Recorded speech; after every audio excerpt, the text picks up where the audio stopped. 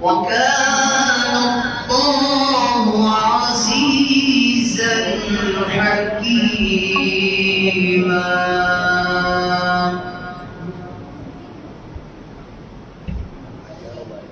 إنا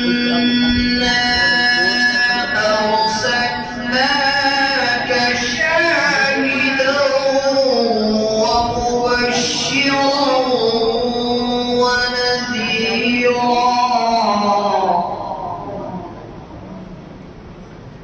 لتؤمنوا بالله ورسوله وتعزروه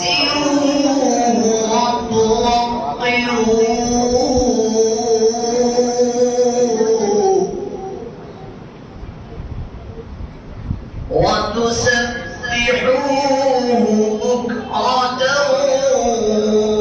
وأصيلا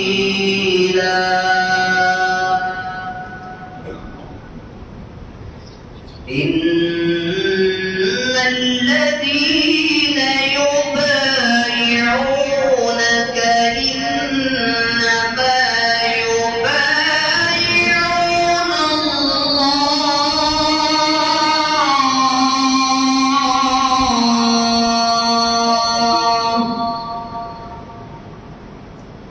يد الله فوق أيديهم فمن نكث فإنما ينكث على نفسه ومن أوفى بما عاهد عليه الله فسيؤتيه أجرا عظيما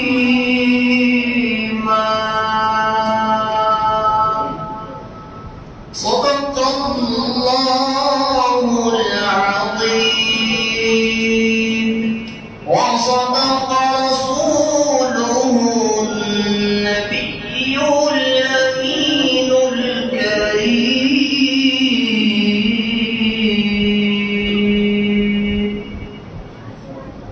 آیت ربانی کے بعد بارگاہ خیرالنام میں حدینات کے میں محمد امتیاز کو دعوت دیتا ہوں کہ وہ بارگاہ خیرالنام میں حدینات سنانے کی اجازت حاصل کرے. تو وہ پڑھیں گے.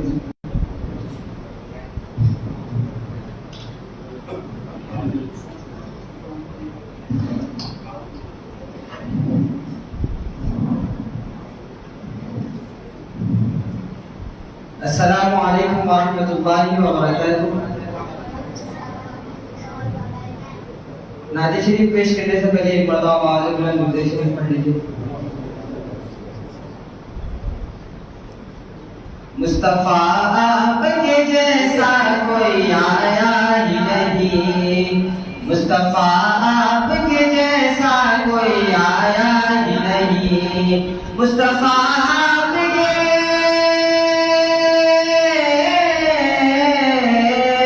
مصطفیٰ آپ کے جیسا کوئی آیا ہی نہیں.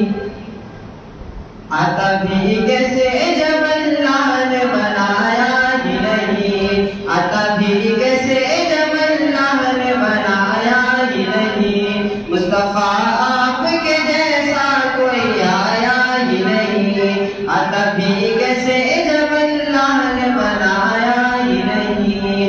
کوئی ثانی نہ ہے رب کا نہ میرے آقا کا، کوئی ثانی نہ ہے رب کا نہ میرے آقا کا، کوئی ثانی نہ ہے،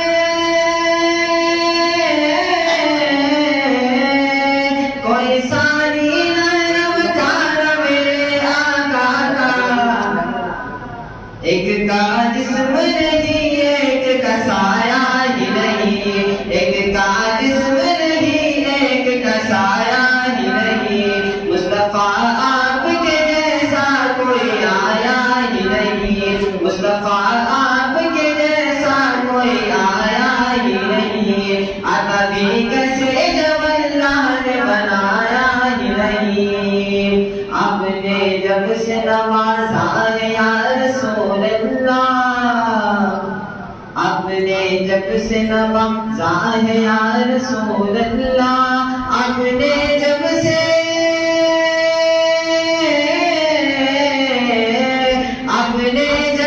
نوازا ہے یا رسول اللہ۔ میں نے دامن کسی چوکھٹ پہ بچھایا ہی نہیں، میں نے دامن کسی چوکھٹ پہ بچھایا ہی نہیں، مصطفیٰ آپ کے جیسا کوئی آیا ہی نہیں، مصطفیٰ آپ کے جیسا کوئی آیا ہی نہیں، آتا بھی کیسے جب اللہ نے بنایا ہی نہیں، جب سے دروازے پہ لکھا میں نے اعلیٰ حضرت، جب سے دروازے پہ لکھا میں نے اعلیٰ حضرت، جب سے دروازے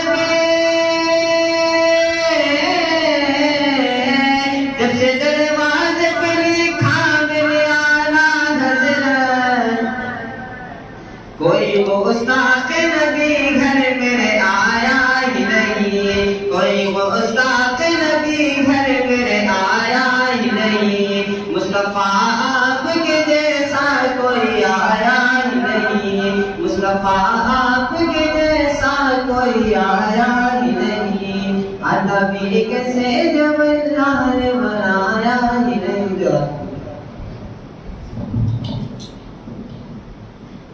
بارگاہ خیرالانام میں حج نات کے بعد آج کے ہمارے معزز مہمانان کرام حضرت سید شاہ کریم اللہ حسینی بندہ نوازی المعروف قاسم پاشا صاحب قبلہ سے میں درخواست کرتا ہوں وہ اپنے خطاب سے ہم لوگوں کو محسوس فرمائیں۔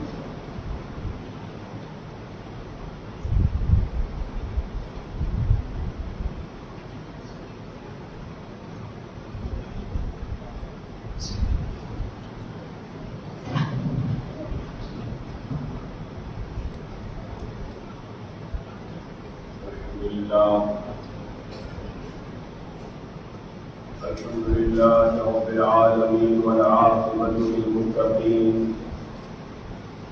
الصلاة والسلام على أشرف الأنبياء والمرسلين وعلى آله الطيبين الطاهرين الهادين وأصحابه الأكرمين أجمعين، أما بعد، فأعوذ بالله من الشيطان الرجيم، بسم الله الرحمن الرحيم، يا أيها الناس قد جاءكم من الله نور وكتاب مبين، صدق الله مولانا العلي العظيم وصدق رسوله النبي الأمين الكريم، ونحن على ذلك لمن الشاهدين والشاكرين، إن الله وملائكته يصلون على النبي، يا أيها الذين آمنوا صلوا عليه وسلموا تسليما، اللهم صل وسلم وزد وبارك على سيدنا مولانا محمد وعلى آله وصحبه أجمعين، والحمد لله رب العالمين۔ معزز سامعین کرام، بزرگان وقار، برادران ملت اسلامیہ، السلام علیکم ورحمۃ اللہ وبرکاتہ۔ حضرات، بہت بابرکت موقع ہے، بہت بابرکت مہینہ ہے، اور بہت بابرکت جگہ پر اللہ تعالیٰ نے ہم گناہگاروں کو کائنات کی سب سے عظیم ہستی کا ذکر کرنے کے لیے جمع فرمایا ہے۔ بہت کم وقت آپ حضرات کی خدمت میں لے کر حاضر ہوں، کیونکہ ابھی دن یہاں سے مجھے سفر میں نکلنا ہے، تو 15-20 منٹ جو بھی گزارشات ہوں گے آپ حضرات کی خدمت میں کرو۔ اللہ تعالیٰ ہم تمام کو حق کہنے، سننے اور اس پر عمل کرنے کی توفیق عطا فرمائے۔ حضرات، اللہ تبارک و تعالیٰ نے اپنے محبوب محمد عربی صلی اللہ علیہ وسلم کو ہر اعتبار سے کائنات کی تمام ہستیوں سے ممتاز بھی رکھا ہے اور مختار بھی رکھا ہے۔ اللہ نے اپنے محبوب کو امتیاز بھی عطا فرمایا ہے، اختیار بھی عطا فرمایا ہے۔ نہ صرف زمین پر اختیار عطا فرمایا بلکہ آسمانوں پر بھی اختیار عطا فرمایا۔ نہ صرف آسمانوں پر اختیار عطا فرمایا بلکہ شریعت مطہرہ میں اختیار مصطفیٰ چلتا۔ اللہ تبارک و تعالیٰ نے اپنے حبیب کو اس قدر بے مثال اور ایسی عظیم شان والا بنا کے پیدا فرمایا کہ عوام تو عوام ہے، انبیاء میں بھی سرکار مدینہ کی کوئی مثال نظر نہیں آتی۔ شعور عام کیا پہنچے تمہاری جلوگاہوں تک، شعور انبیاء کی حدوں سے ماورا تم ہو۔ سرکار کائنات صلی اللہ علیہ وسلم کی مثال، سرکار کی کسی بھی صفت کی بھی کوئی مثال نظر نہیں آتی۔ سرکار کی صفات پر، سرکار کی ذات پر اگر بندہ غور کرے تو یہ بات واضح ہو جائے گی کہ سرکار مدینہ صلی اللہ علیہ وسلم کی ہر صفت بے مثال ہے۔ سرکار کی سماعت بے مثال، سرکار کی مسارت بے مثال، سرکار کی نبوت بے مثال، سرکار کی رسالت بے مثال۔ وہ گفتگو فرمائے تو گفتگو فرمانا بے مثال، ان کا تبسم فرمانا بے مثال، ان کا چلنا پھرنا بے مثال، ان کا گفتگو فرمانا بے مثال، ان کا مسکرانا بے مثال، ان کا بات کرنا بے مثال، ان کا نگاہ اٹھانا بے مثال۔ وہ نگاہ اٹھاتے ہیں تو تغرا تقلب وجهک فی السماء کا اعلان ہوتا ہے، وہ زبان کھولتے ہیں تو وما یطلب عن الهوى کا اعلان ہوتا ہے، ان کے دل میں خیال آتا ہے تو علم نشرح لک صدرک کا اعلان کیا جاتا ہے۔ یہ وہ ذات ہے جس کی جڑی ہوئی ہر شے اللہ نے بے مثال رکھی ہے۔ میرے سرکار کی نبوت کا یہ عالم ہے، نہ زمانے کے اعتبار سے محدود ہے، نہ جگہ کے اعتبار سے محدود ہے۔ سرکار صبح قیامت تک کے لیے، ساری کائنات کے لیے صراط مستقیم کا مرکز بن کر تشریف لائے ہے۔ میرے سرکار صراط مستقیم بن کر آنے کے لیے حضور بے مثال، میرے سرکار بے مثال اس شان کے ساتھ کہ مصطفیٰ مکے میں پیدا ہو جائے تو مکہ بے مثال، مدینے میں آرام فرمائے تو مدینہ بے مثال، غار میں بیان فرمائے تو غار بے مثال، بلکہ سرکار کا فیض مل جائے تو صدیق اکبر کی صداقت بے مثال، فاروق اعظم کی عدالت بے مثال، عثمان غنی کی سخاوت بے مثال، علی مرتضیٰ کی شجاعت بے مثال، حسن مجتبیٰ کی امامت بے مثال، شہید کربلا کی شہادت بے مثال، مصطفیٰ کا فیض ملے تو ابو حنیفہ کی فقاہت بے مثال، غوث اعظم کی ولایت بے مثال، غریب نواز کی حکومت بے مثال۔ اللہ بتا رہا ہے صرف میرا محبوب بے مثال نہیں، بلکہ محبوب کے قدموں سے جس کا تعلق جڑ جاتا ہے کائنات میں اس کی بھی کوئی مثال نظر نہیں آتی۔ اللہ تعالیٰ نے ایسے کریم آقا کا غلام بنا کے ہمیں پیدا فرمایا ہے اور ایسی عظیم ذات کا غلام بنا کے ہمیں پیدا فرمایا ہے۔ صرف شان سماعت محمدی صلی اللہ علیہ وسلم پر اگر گفتگو کی جائے تو آج دنیا یہ سمجھتی ہے کہ ہم مدینہ پاک جا کر حضور کی بارگاہ میں سلام پیش کریں گے تو حضور کو پتہ چلتا ہے، اور یہاں سے سلام پیش کریں گے حضور کو پتہ نہیں چلتا، انگریزی میں پڑھیں گے تو پتہ چلے گا، اردو تیلگو میں پڑھیں گے تو پتہ نہیں چلے گا۔ آج کی نئی نئی باتیں لوگ ہمارے سامنے اہل سنت کے عقائد کو برباد کرنے کے لیے بڑی بڑی اور نئی نئی باتیں ہمارے سامنے موجود ہے، لیکن اہل سنت کے عقیدوں کی جڑیں قرآن و حدیث کے ذریعے مضبوط کی گئی ہے۔ آپ غور کیجیے کہ صحابہ کرام کا عقیدہ حضور کے سننے کے حوالے سے کیا تھا، کہ سرکار سن سکتے ہیں کہ نہیں سن سکتے ہیں، سرکار آرام فرما رہے ہیں تب بھی سن سکتے ہیں، سرکار جاگ رہے ہیں تب بھی سن سکتے ہیں۔ صحابہ کا عقیدہ کیا تھا؟ حضرت یعلا بن مرہ رضی اللہ تعالیٰ عنہ جلیل القدر صحابی رسول ہے، ارشاد فرماتے ہیں کہ ایک مرتبہ میں سرکار کائنات صلی اللہ علیہ وسلم کے ساتھ سفر میں جا رہا اور راستے میں ایک مقام ایسا آیا کہ ہم کچھ صحابہ حضور کی خدمت میں تھے، دو درخت نظر آئے۔ حضور نے ارشاد فرمایا، دونوں درختوں کے درمیان تھوڑا سا فاصلہ تھا، سرکار نے ارشاد فرمایا میں ایک درخت کے نیچے آرام کر لیتا ہوں۔ ہم تمام ضروریات سے فارغ ہونے کے لیے وہاں سے چلے، سرکار کے صحابی رسول فرماتے سرکار ایک درخت کے نیچے آرام فرما ہو گئے، ہم ضروریات سے فارغ ہونے کے لیے چلے گئے۔ جب ہم ضروریات سے فارغ ہو کر واپس آ رہے تھے تو دور سے ایک حیرت انگیز منظر ہماری نظروں سے گزرا، اور وہ منظر کیا تھا؟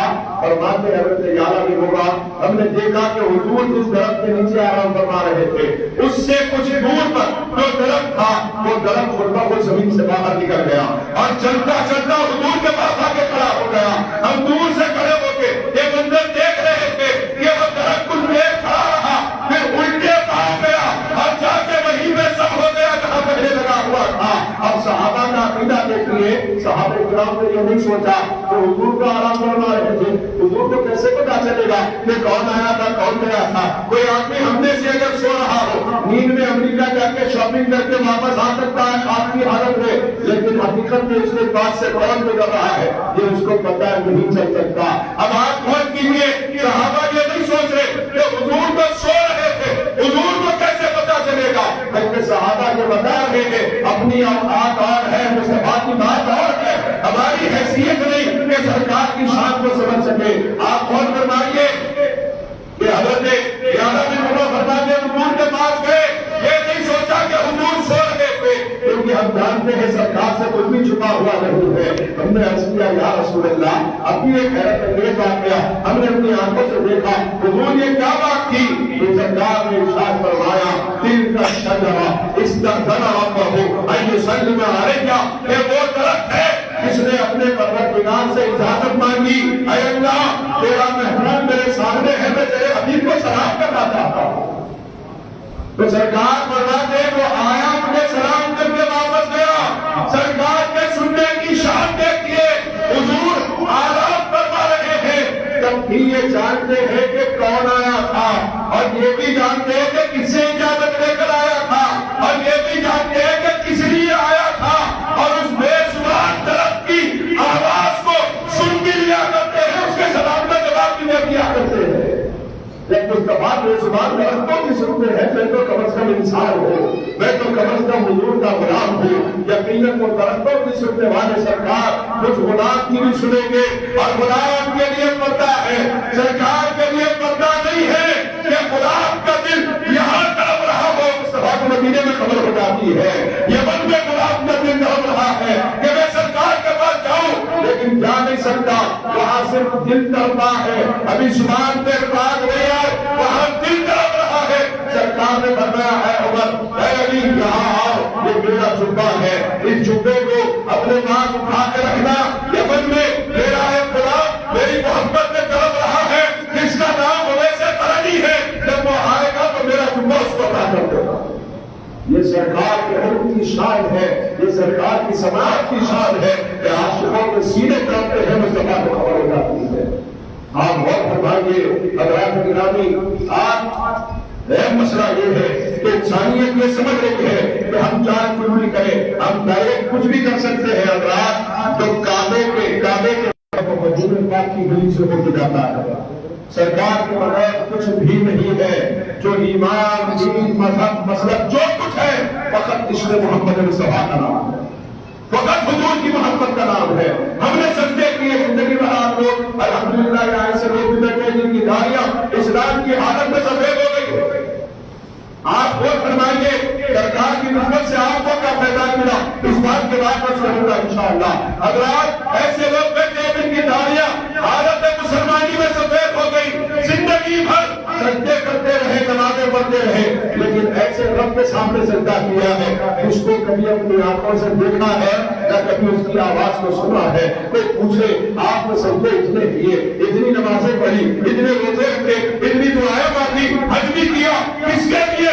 وہ خدا جو آپ کو نظر آ رہا تھا, اور وہ خدا جو آپ کو دکھ رہا تھا نا, اس کی آواز کو سن رہے تھے. کیسے آپ نے سجدے کیے, کیسے آپ نے نمازیں پڑھی, کیسے بھروسہ آ گیا کہ خدا ہے. ہر عاشق کی زبان پر ایک ہی جواب ہوگا, ہم نے نہ اللہ کو دیکھا ہے نہ اللہ کی آواز کو سنا ہے, لیکن سجدے کرتے ہیں, نمازیں پڑھتے ہیں, کیونکہ زبان محمد مصطفیٰ میں بھروسہ ہے. سرکار نے فرمایا ہے خدا ہے, ہم نے مان لیا کہ اللہ ہمارا رب ہے.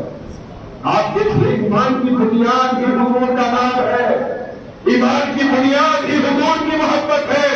جب اس بات میں وہ کمزور ہو جائے تو توحید سے مضبوط ہرگز نہیں ہو سکتا. اگر حضور خواجہ کے سراج بندہ نواز خواجہ لکھن رحمۃ اللہ علیہ ارشاد فرماتے ہیں, اللہ تبارک و تعالیٰ نے اپنے محبوب صلی اللہ علیہ وسلم کی آرام گاہ مدینے میں رکھی ہے, اور سرکار کی ولادت مکے میں ہوئی ہے. سرکار کو اللہ تعالیٰ نے مکے میں کیوں نہیں رکھا, مدینے میں کیوں رکھا؟ سرکار کو نواز فرماتے اس کے پیچھے ایک حکمت ہے. وہ حکمت یہ ہے کہ جب کوئی آدمی حج کے لیے جاتا ہے تو پھر کعبے کا طواف مکے میں ہوتا ہے, صحیح مکے میں ہوتی ہے, مزدلفہ مکے کے قریب ہے, عرفات کا میدان مکے کے قریب ہے, جمرات مکے کے قریب ہے, مینا مکے کے قریب قریب ہے. تمام کام حج کے جو ہوتے ہیں وہ مکے اور مکے کے اطراف میں ہے، لیکن اللہ نے اپنے محبوب کو مکے سے دور رکھا. وجہ کیا ہے؟ بندرواز فرماتے ہیں اللہ کے نہیں چاہتا تھا کہ کوئی آئے حج کے علاقے سے اور حج کے بہانے میں حضور کی زیارت بھی کر کے چلا جائے، بلکہ اللہ یہ چاہتا تھا کہ جو حج کے لیے آئے حج کے تمام اعمال یہاں پورے کرے، پھر الگ سے سفر کر کے مدینہ جائے میرے محبوب کی زیارت کرے، کیونکہ حج کے اعمال مکے میں پورے ہوتے ہیں اور قبولیت کا اعلان مصطفیٰ کی چوکھٹ پہ ہوتا ہے. قبولیت کا اعلان آمنہ کے لال کی چوکھٹ پہ ہوتا ہے. کوئی پوچھے اے اللہ مصطفیٰ نے تم کیا سن رہا تھا جب رات میں دھکے کھاتا تو لگے کر مارا؟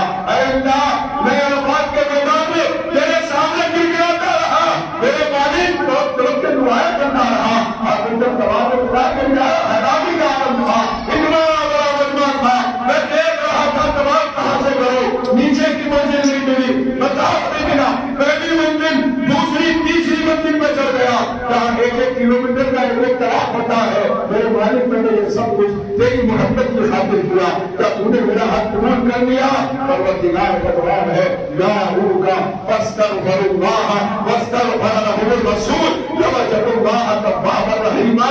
نہیں ابھی چل، حج تو پورا کر چکا، میرے نبی کے دروازے پر آ، میرا مصطفیٰ دیکھ کے مسکرا دے تیرے سارے اعمال قبول کر لیے جائیں گے.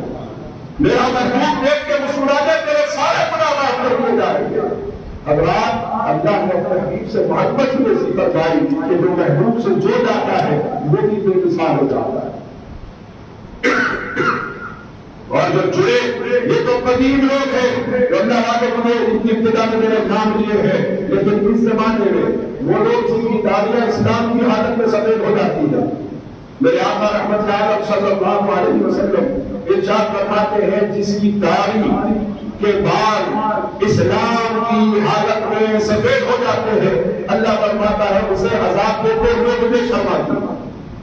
حضور کا دامن ہاتھ میں لے کر وہ زندگی گزار دے، اللہ فرماتا ہے اسے عذاب دیتے ہوئے مجھے حیا آتی ہے. اب آپ غور فرمائیے کہ بہت بڑے محدث گزرے جن کا جوانی میں انتقال ہو گیا، اور یہ بہت قدیم ہے. امام بخاری رحمۃ اللہ علیہ رسول پہلے کے بزرگوں میں آپ کا شمار ہے. فرماتے ہیں کہ آپ کا جوانی کے وقت انتقال ہوا، 35 سال کی عمر تھی، داڑھی کے پورے بال سیاہ تھے. انتقال کا وقت قریب آیا، اپنے شاگردوں کو بلا کے فرمایا ایک کام کرنا، جب میرا انتقال ہو جائے غسل دینے کے بعد میری ساری کی ساری داڑھی کو سفید رنگ کر دینا، داڑھی سفید کر دینا. بزرگوں نے پوچھا حضرت یہ وجہ کیا ہے؟ تو فرمانے لگے میرا مجھے اللہ کے درمیان جمع ملا، میرے اللہ کے درمیان رہنے دو، بس میری داڑھی کو رنگ سفید کر دینا. رنگ سفید کر دیا گیا، تدفین ہو گئی. اس زمانے کے بزرگ کے بعد لگا کہ امام سفیان چھوڑیے، اپنے خواب میں دیکھا اور دیکھ کر کیا لگ ہے کہ یہ قبر میں لیٹے ہیں اور ملک اور منکر نکیر قبر میں آئے ہیں، اور آ کے فرشتوں نے پوچھا من ربک، تمہارا رب کون ہے؟ تو فرشتوں کو جواب دے رہے ہیں مجھ سے سوال کس بات کا ہے؟ مجھے تو عذاب کو دیکھ کر اللہ کو حیا آتی ہے کیونکہ میں سفید داڑھی لے کر آیا ہوں. ان لوگوں نے فرشتوں نے پوچھا کہ سبب کیا ہے؟ جواب دیا. اب آپ دیکھیے شان محدثین کی یہ ہے کہ مجھ سے فلا، ان کو فلا اور ان کو فلا، اور ان کو حضرت ابو ہریرہ رضی اللہ عنہ تمام حدیث کی سند خبر میں لے کے فرشتوں کو بول کے سنا رہے ہیں. اس کے بعد جب یہ حدیث سنائی اور اس نے حضور بارگاہ دیکھا کہ ہوئے کہنے لگے اے اللہ یہ تو کہہ رہا ہے کہ سفید داڑھی لانا ہے، اس سے سوال نہیں نہ کیا جائے کیونکہ عذاب دیتے ہوئے آپ کو حیا آتی ہے. رب کریم نے ارشاد فرمایا، علام الغیوب نے سب جاننے کے باوجود ارشاد فرمایا اس سے کہو کہ اس کی داڑھی سفید تو ہے لیکن اصلی نہیں ہے، نقلی ہے اس کی داڑھی کی سفیدی. اس کی داڑھی کا رنگ تو سیاہ تھا لیکن اصلی نہیں ہے اس کی داڑھی کی سفیدی. جب فرشتوں نے کہا کہ تمہاری داڑھی کی سفیدی اصلی نہیں ہے، نقلی ہے تمہاری داڑھی کا رنگ، تو جواب دیا ہے اللہ تیرے محبوب نے اصلی اور نقلی کی خیر نہیں لگائی تھی، مصطفیٰ نے سفید فرمایا تھا، تمام سفید لے کر آیا، حضور نے سفید فرمایا، ہمیں سفید لے کر آیا. وہ فرماتے ہیں کہ حضور نے خواب میں دیکھا، فرشتوں نے کہا اللہ فرماتا ہے کہ صرف اس حبیب کے ارشاد کی وجہ سے تمہاری مغفرت کر دی گئی ہے. یہ تو حضور کے غلاموں کی شان ہے، بشرطے کہ حضور کا دامن تھام کے زندگی گزارے. آج حالت یہ ہے کہ ہم محبت کے دعوے بے شمار کرتے ہیں، بے دلیل دعوے کرتے ہیں، بڑے بڑے دعوے، بڑے بڑے دعوے.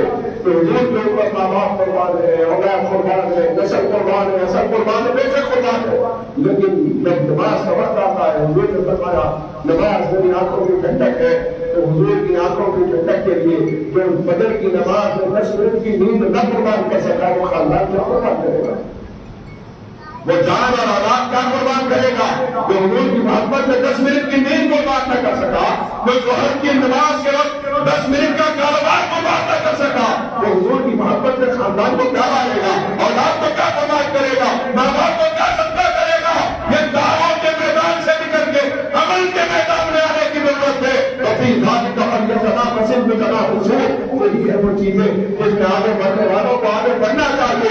آج ہمارے پاس بھاگ یہ ہے ایک گھر میرے پاس ہے، ایک دوسرے کے پاس تھا، اس کے 2 ہو گئے، میرے کس طرح 2 ہو جائے، اس کے 3 ہو گئے، میرے کس طرح 3 ہو جائے، فلاں کا بچہ اتنی بڑی گاڑی میں ہے، میرا بچہ اس گاڑی میں کیسے رہ جائے، فلاں شخص ایسی گاڑی میں آ رہا تھا ٹاور پہ، میں ایسی گاڑی میں کیسا چلا جاؤں، یہ فکر ہے۔ لیکن یہ فکر نہیں کہ فلاں اللہ رات کو تہجد کرتا ہے میں کب سے پڑھنے لگ جاؤں، فلاں مسجد کا امام راتوں کو اللہ کے سامنے رکھتا ہے میں کیسے آگے بڑھ جاؤں، یہ فکر ہمارے اندر نہیں، یہ فکر صحابہ کرام کے اندر ہوا کرتی تھی، اور جو اس فکر میں اتنے آگے تھے تو ان کی قربانیاں، ان کے جذبات، ان کا ایمان، ان کے اعمال اس فکر میں ان کو اتنی آگے لے گئے کہ زندگی میں اعلان ہو گیا قل لو وعد اللہ الحسنى، میرے محبوب آپ کے پورے صحابہ امتی ہے، رب اللہ عنہم ورضوان کا اعلان بعد میں آیا، پہلے ان کے ایمان کا امتحان دیا گیا۔ ہمارا معاملہ یہ ہے نعروں اور دعووں کی حد تک بہت مضبوط اور عمل کے میدان میں ہم سب سے کمزور ہے،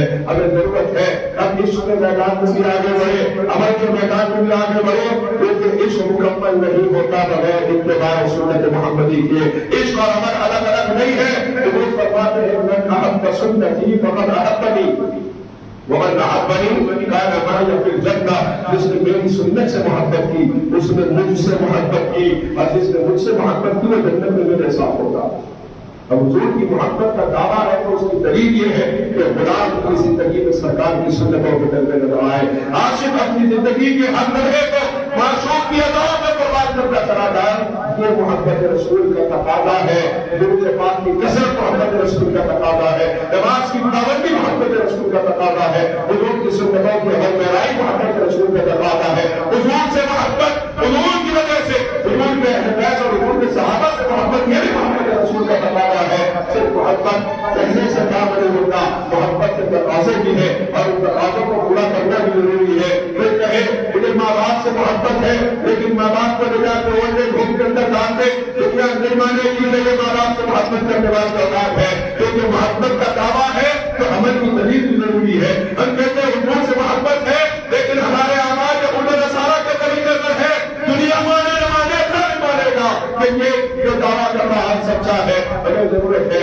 کہ عمل کے میدان میں اپنے دعوے کو مضبوط کریں اور سرکار کائنات کی محبت، سرکار کائنات کا عشق اور سرکار کائنات کی غلامی جو ہمارے دین کی، ہمارے ایمان کی بنیاد ہے، اسی پر کیے اسی کے واسطے بڑھے۔ اللہ تبارک و تعالی ہم تمام کو اپنے حبیب کی محبت نصیب فرما، اپنے حبیب کی محبت میں زندگی گزارنا نصیب فرما، اپنے حبیب کی محبت میں موت نصیب فرما۔ اے اللہ کا پاک آئے جو تیرا نام پاک زبانوں پر ہو، اپنے حبیب کا رخ زیبا کا دیدار عطا فرما۔ اے اللہ ہم تمام کو تیرے حبیب کی سنتوں کی پیروی کے ساتھ، نمازوں کی پابندی کے ساتھ، درود پاک کی کثرت کے ساتھ، قرآن پاک کی تلاوت کے ساتھ زندگی گزارنے کی توفیق عطا فرما۔ آمین یا الہی ایک دعا حسبن درد قبول استفید بردن بین موت آدم و خان خادمان زمن استفید بردن سلطان و خواجہ وطن ایک خمس قرد کی بہا الوالباء الحافظہ المصطفیٰ والمرتضیٰ وبناہما والفاطمہ وآخر دعوانا الحمدللہ رب العالمین۔ اپنی جگہوں پر تشریف رکھیں، انشاءاللہ تعالیٰ یہ محفل جاری رہے گی، 5 منٹ کا بس وقفہ دینا ہے، حضرت کی گلوکوشی ہوگی، حضرت کی شاد گوشی ہوگی، اس کی ذاتی جلسے کو انشاءاللہ تعالیٰ کنٹینیو کیا جائے گا۔ تشریف رکھیں۔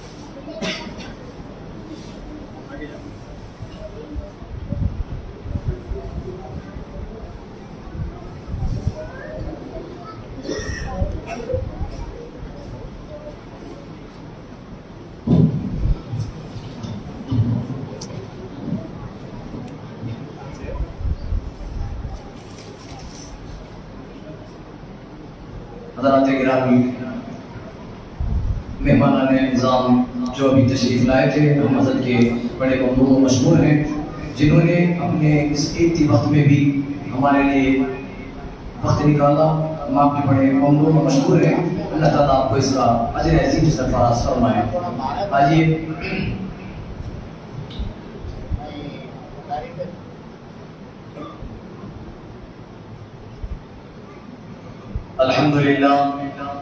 الحمد لله وكفى وسلام على عباده الذين اصطفى، أما بعد، فقال جل شأنه في شأن حبيب عظمته ورفعته: إن الله وملائكته يصلون على النبي يا أيها الذين آمنوا صلوا عليه وسلموا تسليما.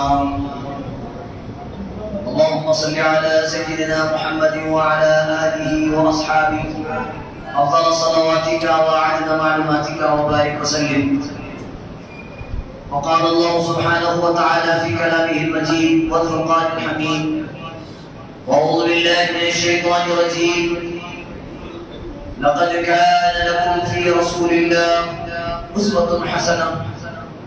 صدق الله العلي العظيم وصدق رسوله النبي الأمين الكريم، ونحن على ذلك لمن الشاهدين والشاكرين، والحمد لله رب العالمين. قال رسول الله صلى الله عليه وسلم: لا يؤمن أحدكم حتى أكون أحب إليه من والده وولده والناس أجمعين. تمام تعریفیں بہت ستائش اس پاک پروردگار کے لیے جو آپ اور ہم تمام کا خالق و مالک ہے۔ اللہ سبحانہ و تعالیٰ کے ہم پر کروڑوں احسانات ہیں۔ اللہ سبحانہ و تعالیٰ نے ہم کو بہترین خلقیت کے ساتھ مبعوث فرمایا، اور وہ بھی اپنے حبیب سرور کائنات فخر موجودات احمد مجتبی محمد مصطفیٰ صلی اللہ علیہ وسلم کی امت میں پیدا فرمایا۔ یہ وہ شرف اعزاز ہے جس پر انبیاء کرام علیہ السلام نے بارگاہ خداوندی میں معاوضہ پیش کیا ہے: باری تعالیٰ آپ کے محبوب کی امت میں ہمیں بھی پیدا فرما۔ یہ وہ امت ہے جس کو اللہ سبحانہ و تعالیٰ نے بہترین امت کے لقب سے نوازا ہے۔ یہ وہ انعام یافتگار امت ہے جو اپنے رسول کی بڑی چہیتی، بڑی لاڈلی، بڑی محبت کرنے والی امت ہے۔ اللہ سبحانہ و تعالیٰ نے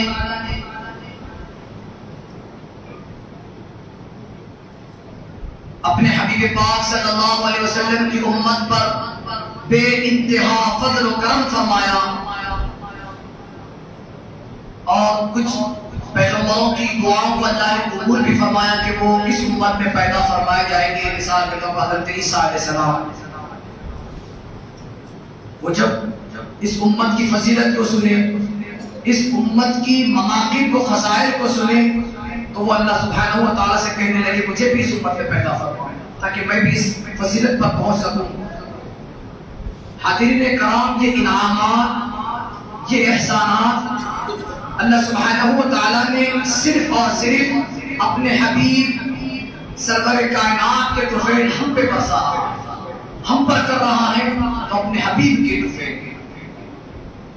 تو کیوں نہ ہم اسی حبیب کا اظہار تشکر بجا لائیں، پھر کیوں نہ ہم اس آقا کا میلاد منائیں جس کی باعث ہم فخر امت کہلا رہے ہیں، جس کی باعث ہم ممتاز امت کہلا رہے ہیں، جس کی باعث ہم بہترین امت کے القابوں سے نوازے جا رہے ہیں۔ کیوں نہ ہم انہی کے میلاد میں منائیں، کیوں نہ ہم اپنے گھروں کو آراستہ کریں۔ آقا کریم صلی اللہ علیہ وسلم کی حدیث مبارکہ ہے لا یؤمن احدکم کی، اس میں اللہ کے رسول صلی اللہ علیہ وسلم نے کہا کہ جب تک تم میں سب سے زیادہ محبت مجھ سے نہ ہو جائے۔ دیکھیے مثال کے طور پر اگر کسی سے پوچھا جائے، بچوں سے پوچھا جائے کہ بچے بتائیں آپ سب سے زیادہ محبت کس سے کرتے ہیں، بچے بے ساختہ پکارتے ہیں کہ ممی ڈیڈی سے کرتے ہیں۔ اب کوئی بچے ذرا بڑے ہیں، ان سے پوچھا جائے گا کہ بھائی آپ سب سے زیادہ محبت کس سے کرتے ہیں، وہ کہیں گے ہم ہمارے بھائی بہن سے کرتے ہیں۔ اب ان سے ذرا بڑے درجے والوں سے پوچھا جائے کہ بھائی آپ کس سے محبت کرتے ہیں، تو وہ کہیں گے میں میری بیوی اور بچوں سے محبت کرتا ہوں۔ اس کے بعد اور بڑے لوگوں سے پوچھا جائے تو وہ کہیں گے کہ بھائی میرے بچے، میرے عزیز و اقارب، یہ لوگ بڑے بڑے عزیز ہیں، میں ان سے بہت زیادہ محبت کرتا ہوں۔ اب چند حضرات سوال کے جگہ پہ آپ کس سے محبت کرتے ہیں، تو کچھ حضرات ایسے بھی ہوں گے وہ کہیں گے میں میرے استاد سے بڑا محبت کرتا ہوں، میں میرے پیر و مرشد سے بہت محبت کرتا ہوں، میں میرے استاد کے لیے اپنی جان حاصل کرتا ہوں، استاد کے لیے بڑی محبت کرتا ہوں۔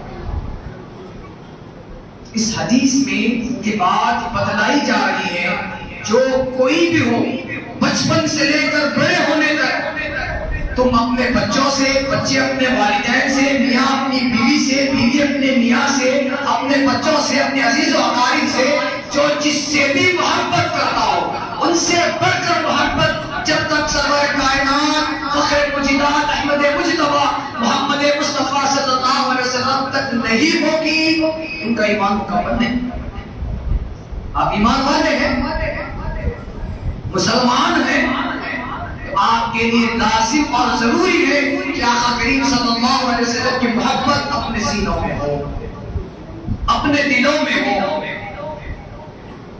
اپنے اٹھنے بیٹھنے میں ہو، اپنے چلنے پھرنے میں ہو، اپنے کھانے پینے میں ہو، اپنے روزمرہ کے معاملات میں رسول اللہ صلی اللہ علیہ وسلم کی محبت چھلکتی ہے، تاکہ آپ کو کوئی دیکھنے والا یہ کہے ہاں حقیقت میں یہ عاشق رسول ہے، یہ محبت کا دعویٰ کرنے والا عاشق رسول، اس کو دیکھ کر کہا جاتا ہے کیا چہرہ سجایا ہے، کیا چہرے پہ داڑھی ہے، کیا لباس ہے، کیا اس کے طور طریقے ہیں، کیا اس کے آداب ہیں، کس نے اسے یہ آداب سکھائے، کس نے اسے یہ تعلیم سکھائی۔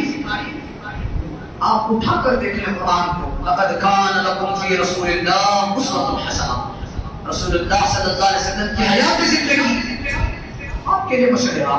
اس کے میں نے جمعہ میں آج کافی لمبی چوڑی تقریر چلی، اتنی لمبی کہ وقت کہاں چلے گیا، جمع کر رہے ہیں اور اختتامی ڈیٹ پر ہم نماز پڑھا رہے ہیں۔ یہی بات ہے۔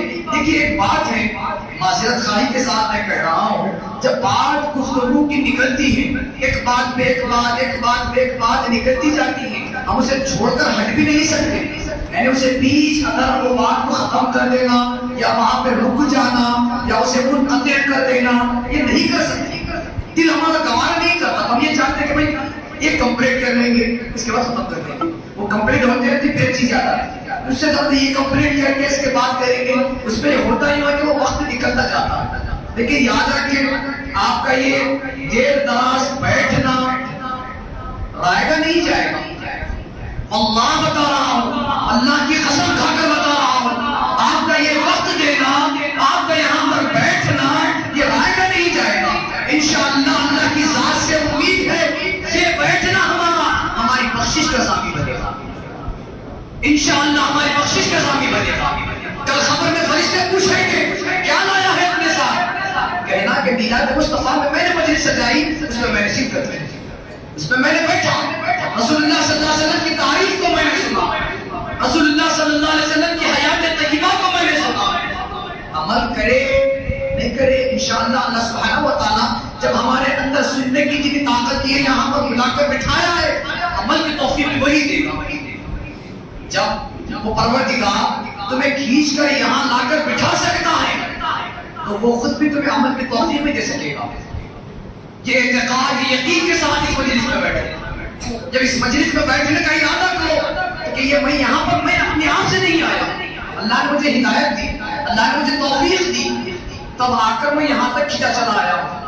یہاں پر آنا، یہاں بیٹھنا، یہاں سننا، اللہ سبحانہ و تعالیٰ انشاءاللہ عمل کی توفیق بھی دے دے گا، اللہ کی ذات سے امید ہے۔ لیکن یاد رکھیں یہاں پر بیٹھنا، کبھی وقت کا آگے بڑھ جانا، کچھ تاخیر ہو جانا، یہ گناہ نہیں ہے، آپ کا ٹائم ویسٹ نہیں ہوا، بلکہ آپ کے لیے باعث رحمت ہے، باعث نجات ہے، باعث بخشش ہے۔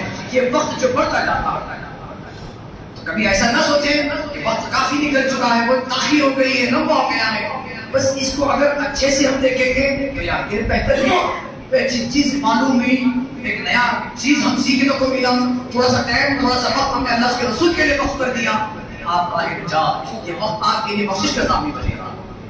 حضرت کرام رسول اللہ صلی اللہ علیہ وسلم کی حیات زندگی تمام انسانیت کے لیے مشعل راہ ہے،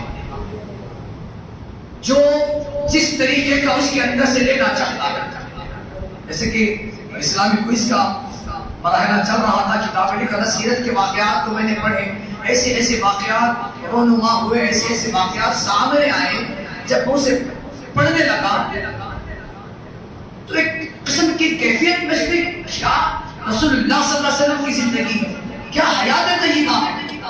اگر حقیقت میں کوئی انسان کامیابی چاہتا ہے تو رسول اللہ صلی اللہ علیہ وسلم کی زندگی کو پڑھ لے، بس وہ شخص کامیاب ہے۔ کوئی یہ چاہتا ہے میں بہترین فادر بننا چاہتا ہوں، میں بہترین باپ بننا چاہتا ہوں، رسول اللہ صلی اللہ علیہ وسلم کی زندگی کو پڑھے۔ رسول اللہ صلی اللہ علیہ وسلم کس طریقے سے اپنی بیٹی، اپنی لخت جگر خاتون جنت بی بی فاطمہ الزہرا سلام اللہ علیہا کا کیسے تعظیم کرتے تھے، کیسی توقیر ان کی کیا کرتے تھے۔ جب خاتون جنت سلام اللہ علیہا رسول اللہ صلی اللہ علیہ وسلم کے پاس آتی، آپ کھڑے ہو جاتے اپنی بیٹی کی خاطر۔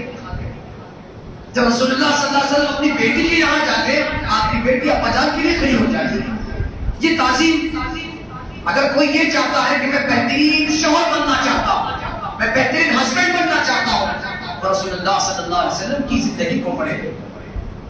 رسول اللہ نے ازواج مطہرات کے ساتھ کیا بہترین زندگی گزاری، کسی کی حق طرفی نہیں، کسی کی دل رسائی نہیں ہوئی، کسی کے دل کو تکلیف نہیں پہنچائی، بلکہ ہر ازواج مطہرات آپ سے راضی تھی۔ رسول اللہ صلی اللہ علیہ وسلم کے انصاف کو وہ عالم تھا۔ اور اگر کوئی چاہتا ہے کہ میں بہترین تجارت پیشہ بننا چاہتا ہوں، بہترین بزنس مین بننا چاہتا ہوں، رسول اللہ صلی اللہ علیہ وسلم کی زندگی کو دیکھ لیں، اٹھایا سیرت کو پڑھ لیں، سب سے بڑے بزنس مین آپ بن سکے کہ رسول اللہ صلی اللہ علیہ وسلم کی تعلیم پر کس طریقے سے اللہ کے رسول نے تجارت کرنے کو کہا، اس طریقے سے آپ کریں گے، سب سے بہترین تاجر آپ کریں گے، آپ کی کمائی بھی ہوگی، پیسہ بھی آئے گا، ثواب کا ثواب۔ کیوں؟ رسول اللہ کے موافق کام کر رہے ہیں، راہ نجات بھی ہے، حرام سے بچ سکتے ہیں، حرام سے دور رہ سکتے ہیں، آپ کے رزق میں برکت ہو جائے گی، ثواب بھی مل جائے گا، کھانے کو پیسے بھی آ جائیں گے۔ سب سے بہترین تجارت میں بزنس مین اگر کوئی بننا چاہتا ہے رسول اللہ کی زندگی کو اٹھا کر کے ہر طریقے سے، ہر دور سے، ہر پہلو سے اگر آپ دیکھنا چاہتے ہیں رسول اللہ صلی اللہ علیہ وسلم کی زندگی کامل ثابت حیات ہے۔ اور اللہ کے رسول صلی اللہ علیہ وسلم نے بارہا فرمایا اس بارے میں کہ رسول اللہ صلی اللہ علیہ وسلم کی زندگی صرف ایمان والوں کے لیے موقوف نہیں کرتی تھی، کلمہ پڑھتے تمہارے نیچے رسول اللہ کی زندگی نہیں، دنیا میں حضرت آدم سے لے کر جس وقت حضرت عیسیٰ آئیں گے، جب تک کہ لے کر جتنی قوم آئے گی، جتنی قوم پیدا ہوگی، جتنی قوم دنیا میں پنپے گی، تمام کے تمام کے لیے رسول اللہ کی زندگی ایک مشعل راہ ہے، ایک آئیڈیل ہے رسول اللہ کی زندگی۔ آپ اپنی زندگی میں سکسیس پانا چاہتے ہیں، کامیابی پانا چاہتے ہیں، تو رسول اللہ صلی اللہ علیہ وسلم کی زندگی کو دیکھ لیں، رسول اللہ صلی اللہ علیہ وسلم کی زندگی کا مطالعہ کریں، اس کے بارے میں پڑھیں کہ رسول اللہ صلی اللہ علیہ وسلم یہ معاملہ اگر آتا تو رسول اللہ صلی اللہ علیہ وسلم اس کو کس طریقے سے حل فرماتے، کیسے ڈیل کرتے اس کو.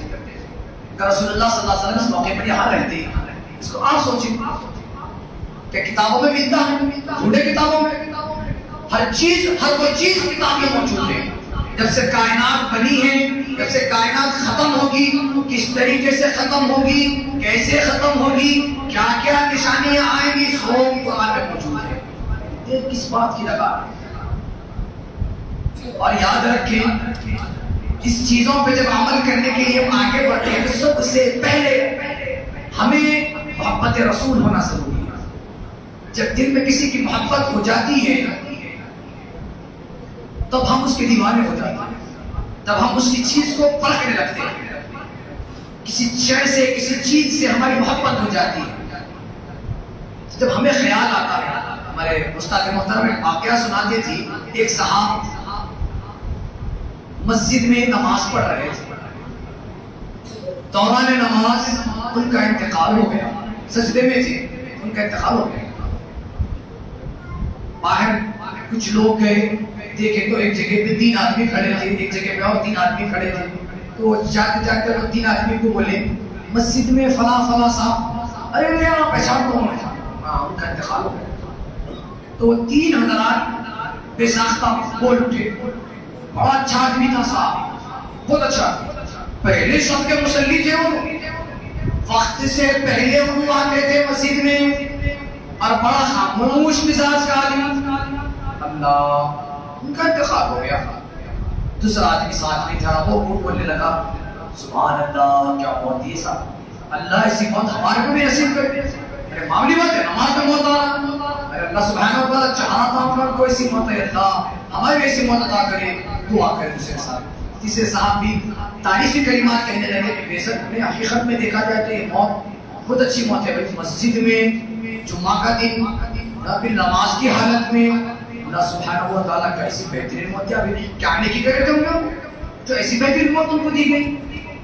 یہ 3 کا کمنٹس یہ تھا، فیڈ بیک ان کا یہ تھا. جیسا ہی آگے بڑھے اور 3 آدمی کھڑے تھے، وہ ان کو سنانے لگے وہ فلاں صاحب تھے مسجد میں اپنے مسلم قرآن خطیب، ان کا انتقال ہو گیا. اس میں سے ایک شخص اٹھا کہنے لگا ارے وہ الو کیا، وہ ہردھرمی کر کے بیٹھتے پہلے سب میں، وہ ضد کر کے بیٹھتے اپنے سب میں، ارے ہٹتے نہیں سنتے نہیں، بولے تو الو نا، الو چنے. دوسرا شخص بولنے لگا کیسی موت ہے، دیکھو اللہ تعالیٰ کو نماز میں مکمل کرنے نہیں دیا. بھائی وہ نماز میں مکمل نہیں کر سکے، ان کو اللہ تعالیٰ موت دے دیا. اب تیسرے صاحب سنتے کہ فوری بولے اللہ کی پناہ ایسی موت سے اللہ حفاظت فرمائے. صاحب کتنی بری موت پڑے، دیکھو اللہ ہمیں کو ایسی موت نہ دے. اللہ نماز میں مکمل نہیں کرے صاحب. تو آپ لوگ ایک بات بتائیں، کیا ان کا نماز کی حالت میں مرنا بہتر تھا، اچھا تھا، یا پھر ان نماز میں حقیقت میں انکمپلیٹ کر کے مر گئے، کہ اللہ تعالیٰ کو ایک قسم کا عذاب دیا؟ بتائیں بھائی، نماز کا مرنا بہتر تھا نہیں تھا؟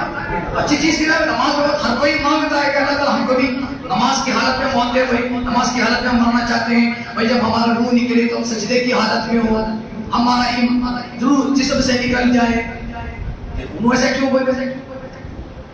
اللہ کی پناہ، اللہ تعالیٰ کا کیسی موت دیا. دیکھو صاحب نماز بھی مکمل پڑھنے کے لیے اللہ تعالیٰ انتقال ہو گیا، کم سے کم نماز تو مکمل کر لیتے ہو.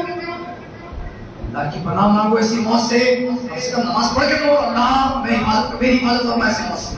وہ تینوں ایسا بولے، تینوں ایسا بولے. اب واقعہ ہوا کیا کہ تینوں ایسا کیوں بولے، وہ تینوں ایسا کیوں بولے، یعنی ان کے جو مختلف کمنٹس ہیں اس کی وجہ کیا ہے؟ تذکرہ مطلب فرما دیتے کہ یہ جو پہلے جو 3 ملے، یہ جو 3 کمنٹس پیدا بولے ہیں، جو اپنا فیڈ بیک دیے، جو اٹھا کے بولا کہ بہترین موت تھی، اللہ اس کو سب کو دے، سبحان اللہ خوش نصیب والی موت تھی. ان لوگوں کے دل میں وہ صاحب جو انتقال کر گئے، یہ تینوں کے دل میں ان کے لیے محبت تھی، ان کے دل میں دوستی تھی، ان کے دل میں ایک قسم کی کشش تھی ان کے لیے. تو ان کے تاثرات بھی ان کے لیے بہتر ہی نہیں. ان کی محبت ان کی دوستی ان کے دل سے ان کی زبان سے ان کے حق میں صحیح کلمات نکالے, اچھے کلمات نکالے. اب جو دوسرے تین تھے ان کی بنتی نہیں تھی اور ان کے دل میں ان کو لے کے بڑا بغض تھا, کینہ تھا, کچھ بھی تھا, بہرحال محبت تھی نہیں. ان کی انہوں کیا نہیں تھی, ان کی محبت تھی نہیں دل میں. تو یہی حال ہمارا. جب آپ رسول اللہ صلی اللہ علیہ وسلم سے محبت رکھیں گے تو آپ کامیاب. کیوں؟ جب محبت دل میں آتی تو آپ کا دل جستجو میں تڑپتا کہ رسول اللہ صلی اللہ علیہ وسلم کیسا کرتے تھے ہم, میں ویسا کروں. رسول اللہ کا چاہنے والا ہوں, رسول اللہ کا میں عاشق رسول ہوں. میں یہ چاہتا ہوں کہ رسول اللہ جس طریقے سے مجھے حکم دیے میں اس طریقے سے بجانا ہوں. کیا رسول اللہ کے معاملات ہیں؟ رسول اللہ کی محبت ہے میرے دل میں. رسول نے فرمایا یہ محبت کرتے ہو اپنے ماں باپ سے زیادہ, اپنے عزیز و اقارب سے زیادہ, ہر جان مال متا سے زیادہ محبت کرتے تو تم ایمان والے ہو. ہم کیسے ایمان والے ہو جب ہمارا ایمان مکمل ہوا ہے نہیں؟ اگر ایمان مکمل ہو گیا ہے تو رسول اللہ صلی اللہ علیہ وسلم کی تعلیمات کو ہم کیا کر رہے ہیں؟ اگر ہمارے دل میں محبت ہے تو ہم کیا کر رہے ہیں؟ تو رسول اللہ صلی اللہ علیہ وسلم کے واقعات کو سنیں, پڑھیں ان کے واقعات کو, ان کی ہمارے زندگی کو, تاکہ آپ کے دل میں محبت رسول کی شمع چلے. رسول اللہ صلی اللہ علیہ وسلم سے محبت ہونا شروع ہو جائے. جب آپ کے دل میں رسول اکرم صلی اللہ علیہ وسلم کی محبت ہو جائے گی, آپ کی زندگی, آپ کا اٹھنا بیٹھنا رسول اللہ کی موافق ہو جائے گا. رسول اللہ صلی اللہ علیہ وسلم ہمارے کبھی تہجد کی نماز نہیں چھوڑے. ساتھ ہم سے کئی فرائض چھوٹ جاتے ہیں, کئی فرائض بتا رہا ہوں. فرائض کا چھوڑنا لازم آپ کو پوچھو, اس کی قضا ضروری ہے. قضا بھی نہیں کریں گے آپ کو لازم پوچھنا ہے.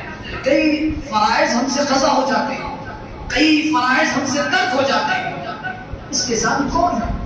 کب ہمارے اندر جستجو پیدا ہوگی؟ جب محبت رسول کی شمع ہمارے دل میں چلے گی. یہ چیزیں ہم خود بخود کرنے لگیں گے, خود بخود ہمارا دل اس طرف آگے بڑھنے لگے گا. نہیں یہ نہیں ایسا کرنا ہے. کپڑے پہننا ہے تو رسول اللہ صلی اللہ علیہ وسلم کی سنت کے موافق پہننا ہے. کھانا کھانا ہے رسول اللہ صلی اللہ علیہ وسلم کی سنت کے موافق کھانا ہے. رسول اللہ سے میں محبت کرتا ہوں. کسی صاحب سے کوئی پوچھے بتائیں محبت کیا ہے, بتائیں آپ محبت کیا ہے. وہ بھی بہت بڑے عاشق رسول تھے. اٹھے, قلم لیے, بورڈ پہ لکھ دیے محمد صلی اللہ علیہ وسلم. ارے بھائی میں آپ کو پوچھا محبت کیا ہے, اب محبت کا تعارف کریں. محبت کس کو بولتے ہیں, کیسا بولتے ہیں, کیا بولتے ہیں, محبت عشق کیا ہے؟ انہوں نے صرف اٹھے, قلم لیے, محمد صلی اللہ علیہ وسلم لکھ دیے, بس بڑی دی محبت. پھر ان کو پوچھے یہ ماجرا کیا ہے, کیا محمد صلی اللہ علیہ وسلم سرکار کا نام کیوں لکھا؟ تو آپ بولے محبت جو لفظ ہے وہ یہاں سے شروع ہوتا ہے اور یہیں پہ ختم ہوتا ہے. تو ان کو پوچھے کوئی ڈیفینیشن دے. بھائی اکثر لوگ ہوتے ایسے ہیں جلدی سمجھ میں نہیں آتی بات, ذرا لا کے سلا کے دیکھتے تو سمجھتے ہاں ایسا تھا وہ ٹھیک ہے. تو ان کو ڈیفینیشن بتائیں, کیوں آپ سرکار کا نام لکھے بتائیں. تو آپ کہنے لگے سرکار دو عالم صلی اللہ علیہ وسلم کی جب ولادت بسعادت ہو رہی تھی, حضرت آمنہ یہ روایت کرتی ہے سرکار دو عالم صلی اللہ علیہ وسلم سجدے کی حالت میں تولد ہوئے, پیدا ہو کر صاحب سجدے کی, معلوم ہے یہ بات تو ہم کو سجدے کی حالت میں تھے, آپ پیدا ہو رہے تھے. کسی نے غور سے سنا, کچھ آواز آ رہی تھی بینی بینی سے, دھیمی دھیمی سی کچھ آواز آ رہی تھی. تو کسی نے سنا غور سے, شاعر کہتا ہے ربی حبلی امتی کہتے ہوئے پیدا ہوئے, ربی حبلی امتی کہتے ہوئے پیدا ہوئے. اے باری تعالیٰ میری امت کی بخشش فرما, اے باری تعالیٰ میری امت کی خاطر میری امت کے پر رحم فرما, اے باری تعالیٰ میری امت کی فکر. ارے بھی پیدا ہو رہے ہیں تو امت کی فکر, زندگی چل رہی ہے, زندگی گزار رہے ہیں. طائف کے میدان میں مشرکین مکہ نے آپ پر نوجوان بچوں کو چھوڑے جاؤ, رسول اللہ صلی اللہ علیہ وسلم یہ محمد صلی اللہ علیہ وسلم پتھر ماریں گے.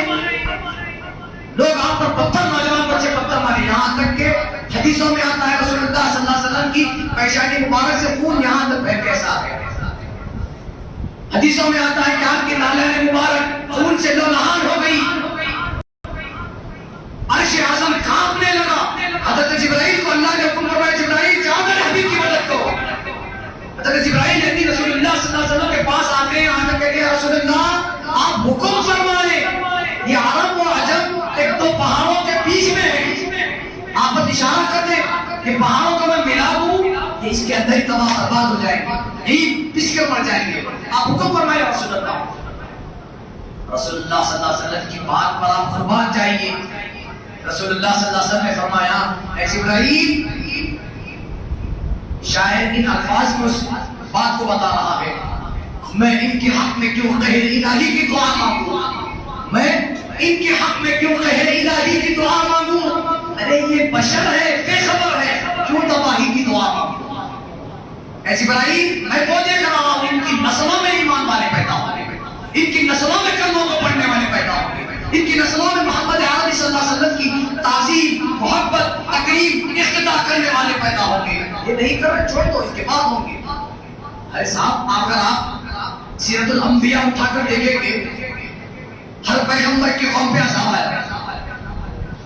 پیغمبر کا کام کیا تھا؟ حضرت نوح علیہ السلام کو بولے ہم یہ ڈیم پہ آپ کے طوفان کا پانی آنے والا ہے, آپ کشتی بنائیں, اپنے لوگوں کو لے اور فائر وسط کر دیں. وہ بولے رائٹ, کونے میں ایمان لانے والے چلیے چلے گئے. امکان ان کی بیوی, ان کا بیٹا اس طوفان میں غرق ہو گیا, پوری قوم کی قوم تباہ ہو گئی. نوح انسان کا دوسرا جو نسل شروع حضرت نوح علیہ السلام سے شروع ہوئی. حضرت موسیٰ کی قوم کو بولے یہ ہیں قاریون جو پڑھے کلمہ ایمان لائے ہوئے ہیں, ان کو لے اور چلے جائے. سب فرعون کے ساتھ بھی پورے دریائے نیل میں غرق ہو گئے. ہر قوم کے ساتھ جب عذاب آیا, اس پیغمبر کو اور پیغمبر کے چاہنے والوں کو سیو کیا گیا تاکہ پوری قوم پر عذاب ہو. چاہتے تو رسول اللہ بھی اسی کرتے کہ کونے میں ایمان والے چلو میرے ساتھ آ جاؤ, اللہ تعالیٰ چلو دبا دو پہاڑ, عرب عجم ملا دو اور ختم ہو جائے چیز. کہ رسول اللہ کے الفاظ سنیا, اے جبرائیل انشاءاللہ ان کی نسلوں میں ایمان والے پیدا ہوں گے, ان کی نسلوں میں تابعداری کرنے والے پیدا ہوں گے. میں دعا کرتا ہوں. ارے صاحب, کون ہے ایسی مینرز والا, کون ہے ایسے آداب و اخلاق والا جس کو پڑھنے مار کر خود سے اللہ کر رہے ہیں, پھر وہ دعائیں تیرا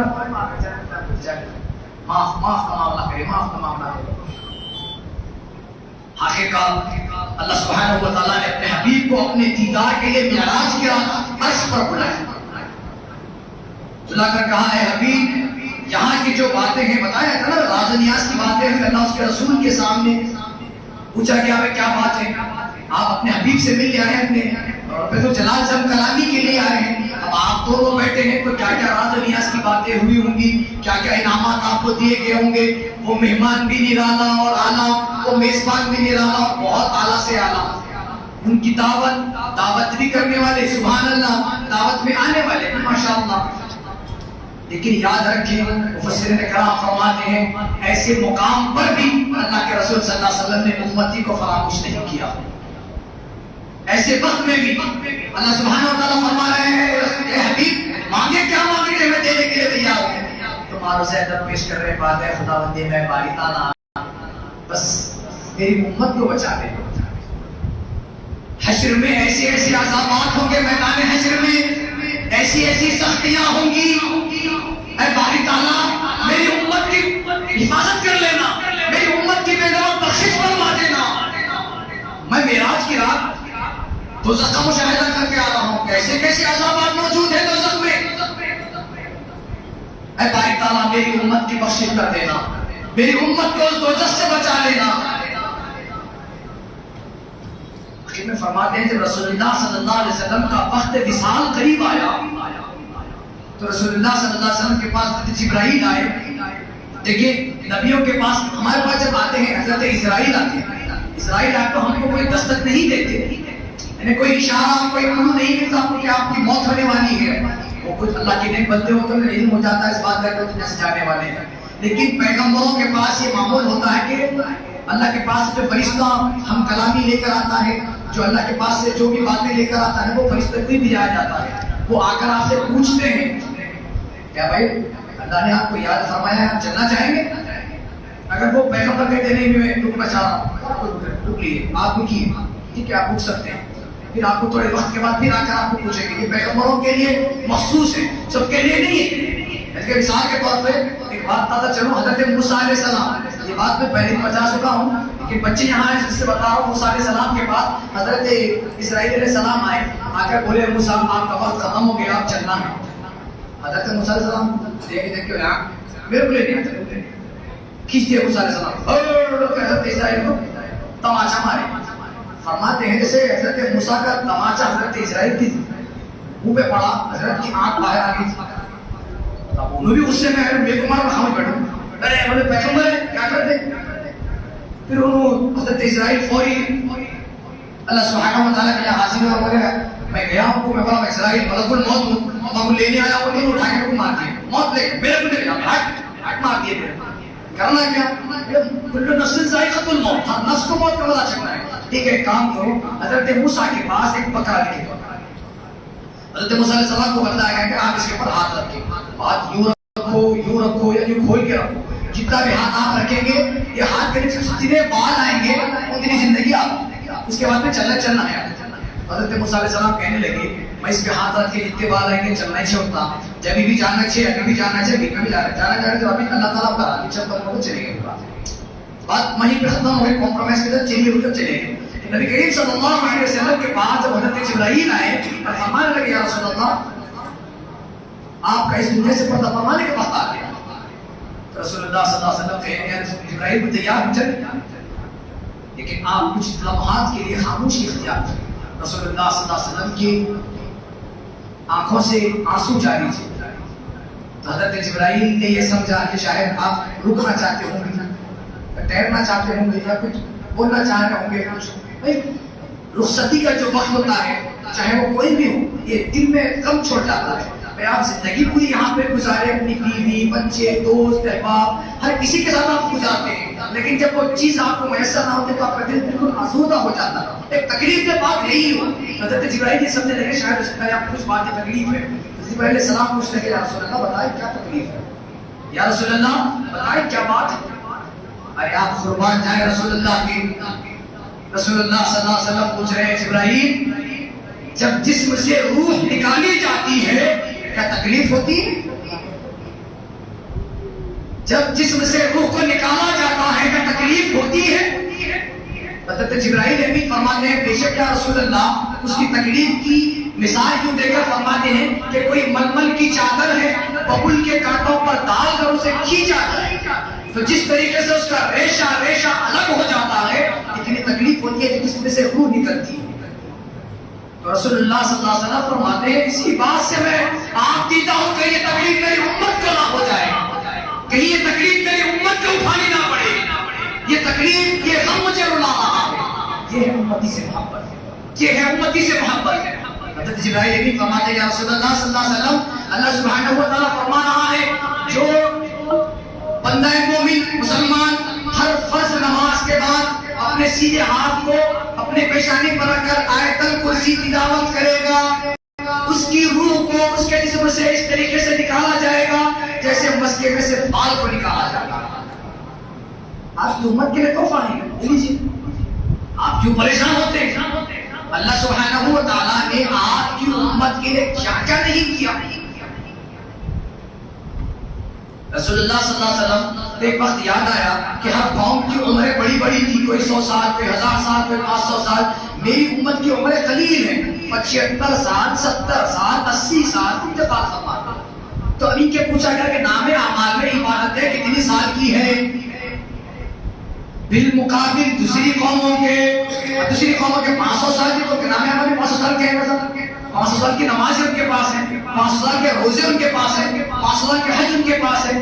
जितने उनके किस्म की जो इबादतें थी उन पैगंबरों की, उतने अमाल, उतने नेकियां, उतने हसनात उनके पास मौजूद हैं। लेकिन मेरी उम्मत बिल्कुल कलील उम्र वाली है, 70, 75, 80, 85, 900, लास्ट 100 के तो बहुत कम हो गए, 75, 80, 85 में ही इंतकाल फरमाया। तो रसूलुल्लाह सल्लल्लाहु अलैहि वसल्लम इस बात का खदशा हुआ कि मेरी उम्मत इतनी करीब और उम्मत की इबादतें भी इतनी करीब। रसूलुल्लाह सल्लल्लाहु अलैहि वसल्लम रातों को तहज्जुद में उठकर रोया करते उम्मत की खातिर। अल्लाह ने जिब्राइल अलैहिस्सलाम ने भेजा और कहा कि ए हबीब आप फिक्र ना करें, आपकी उम्मत को ऐसे ऐसे अय्याम दिए जाएंगे, ऐसे ऐसे दिना दिए जाएंगे, ऐसे ऐसे महीने दिए जाएंगे, अगर आपकी उम्मत उन दिनों में, उन अय्याम में, उन महीनों में इबादत करेगी, हजार सालों की बरखा सवाब के नाम अमाल में डाला जाएगा।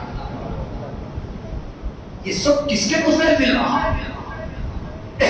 ये नेकियां یہ ثواب، یہ عبادتیں کس کے تصدق میں مل رہی ہیں؟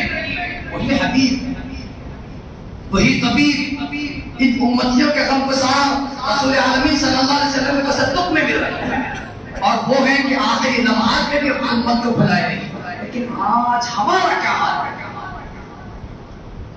کیا کوئی ہمارا کام ایسا ہے جو رسول اللہ صلی اللہ علیہ وسلم کی خوشنودی کا ذریعہ بنتا ہو، یا رسول اللہ صلی اللہ علیہ وسلم کی مسکراہٹ کا ذریعہ بنتا ہو، یا ہم کوئی ہمارا کام ایسا ہو جس سے رسول اللہ صلی اللہ علیہ وسلم تبسم فرما رہے ہو ہمارے طرف دیکھ کر؟ کیا امتی ہے میرا، کیا بہترین کام کر رہا ہے؟ وقت کا تقاضا ہے۔ یاد رکھیں، آج ہم جو غیروں سے مار کھا رہے ہیں، جو غیر لوگ ہم کو دبانے کی کوشش کر رہے ہیں، جو ظالم حکمران ہم پر مسلط کیے گئے ہیں، یہ ہمارے اعمال کا نتیجہ ہے، یہ ہمارے اعمال کا نتیجہ ہے۔ ہم نے اپنے آقا کی سیرت کو پشے پشت میں ڈال دیا ہے، رسول اللہ صلی اللہ علیہ وسلم کی سنتوں کو ترک کر دیا ہے، فرائض کو کبھی کبھی ادا کر رہے ہیں، اس کے سبب اللہ نے ہم پر ایسی ایسی چیزوں پر ہم کو ملوث کر دیا۔ کتنے پریشان ہیں، کتنے بے روزگار ہیں، کتنے لوگ ظالموں کے شکنجے میں پھنسے ہوئے ہیں۔ اگر تمہارے اندر کامل ایمان ہوتا، پختہ ایمان ہوتا، فرائض اور نوافل کے ساتھ ساتھ کثرت ذکر ہوتا، کیسے 313 کئی ہزار پر کافی ہو گئے؟ کیسے؟ اللہ نے فرشتوں کے ذریعے کی مدد فرمائی، اللہ نے فرشتوں کے ذریعے کی مدد فرمائی۔ صحابہ کے پاس کیا تھا؟ کہ دولت کے انبار تھے،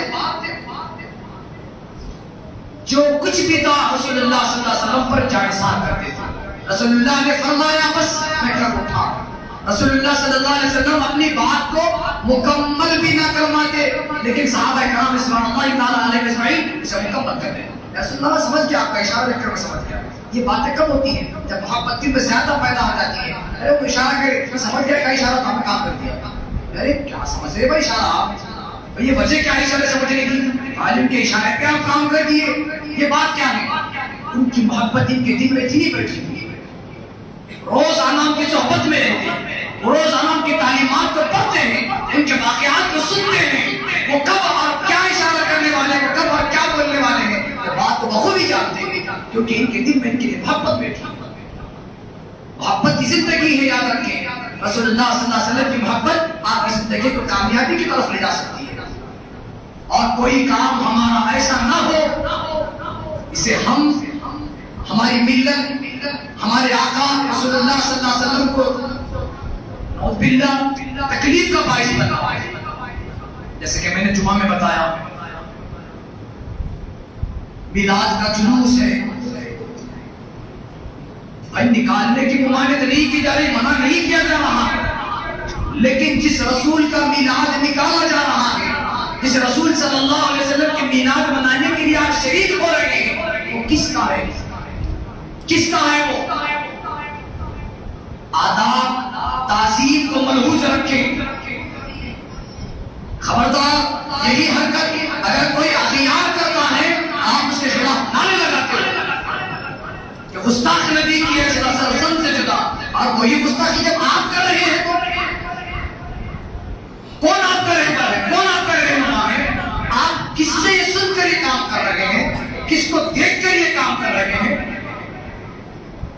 جب رسول اللہ صلی اللہ علیہ وسلم ہجرت فرما کر مکہ مکرمہ سے مدینہ منورہ تشریف لا رہے تھے، حدیثوں میں آتا ہے کہ کئی دن پہلے سے ہی مدینے کی بچیاں، مدینے کے لوگ، مدینے کے بڑے حضرات مدینے سے باہر ایک مقام پر آ کر بیٹھ گئے۔ پوچھا کیا میں کیوں بیٹھے ہیں؟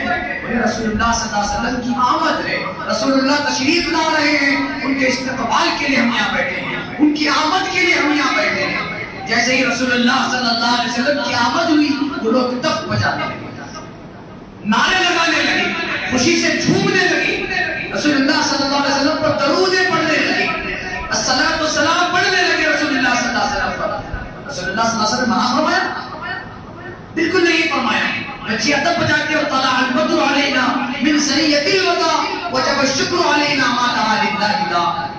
ارسل اللہ تعالی عندنا نور مبینہ مصطفیٰ ما جاء الا رحمۃ للعالمین. یہ کلام پڑھ رہے ہیں رسول اللہ صلی اللہ علیہ وسلم سن رہے ہیں, پورے صحابہ ایسے سن رہے ہیں, کوئی روکے نہ کوئی ٹوکے نہ کوئی. آج کیوں روکنے ٹوکنے کی بات آ رہی ہے؟ ذرا غور کریں اس چیز پر, غور کریں کہ کیوں یہ لوگ کیوں بول رہے ہیں روکنے کے واسطے, کیا لوگ کو بول رہے ہیں, یہ لوگ کیوں ٹوک رہے ہیں, کس بات پر ٹوک رہے ہیں, وہ سمجھیے. کیا جب ڈی جے تھا, جب کہ میوزک تھی, جب کہ رسول اللہ صلی اللہ علیہ وسلم کیا حدیث پڑھیں گے, ایک جگہ سے کچھ آواز آ رہی تھی, رسول اللہ صلی اللہ علیہ وسلم بتایا کہ آپ نے کانوں میں ہاتھ لیا کرے, کہ وہ بازا گیا, جو آواز آ رہی تھی ختم ہو گئی, بتایا گیا رسول اللہ ختم ہو گئی, جب آپ کانوں سن لیا. تو ایسی مجلس کس کے لیے رکھی جا رہی ہے؟ تو کیا آپ یہ کام بہتر کر رہے ہیں؟ رسول اللہ صلی اللہ علیہ وسلم کی تعظیم میں کام کر رہے ہیں یا ان کے دل کو تکلیف دینے والا کام کر رہے ہیں؟ اب اگر کوئی اس بات پر آپ کو بولتا ہے تو آپ اسے یہ غلط سمجھنے لگتے ہو کہ ان کو کیا ضرورت تھی اس بات پہ بولنے کی.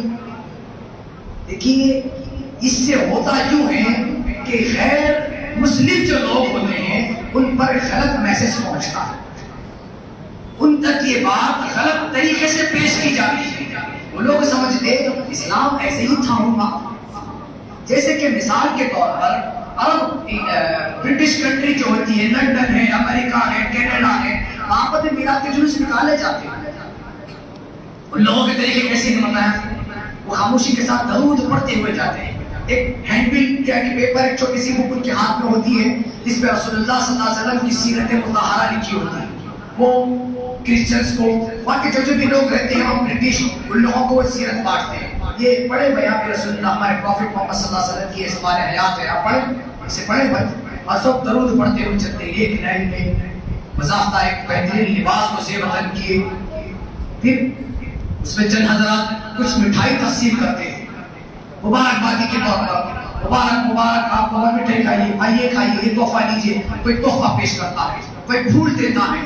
تو یہ غیر مسلموں کے بچتے کہ ہاں ان کے پروفٹ صلی اللہ علیہ وسلم کی آج برتھ ڈے ہے, پیدائش کا دن ہے, مولود کا دن, اس میں سے لوگ یہ تقریب کر رہے ہیں.